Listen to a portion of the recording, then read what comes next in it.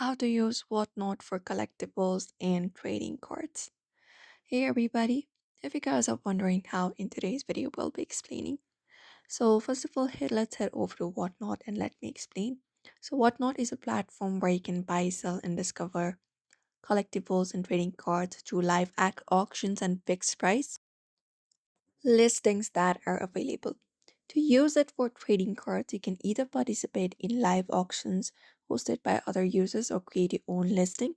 So, if you'd like to go over to other users' collectibles live auctions, you can just go ahead and basically search for explore the platform for trading cards for by searching for specific player sets or brands.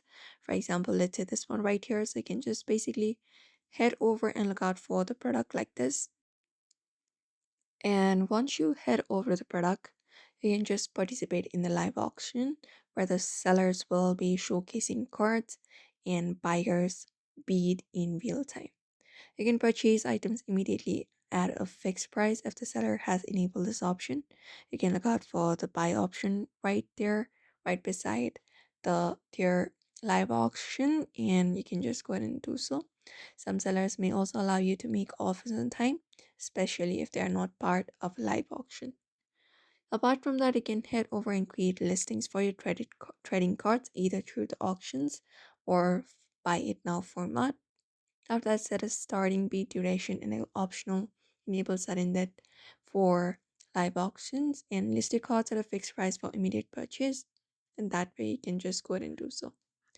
So if you like to use whatnot for collectible and trading cards as well, you may just head over and follow up this method. So I hope this video was helpful. Give it a thumbs up and subscribe for more tips and tutorials.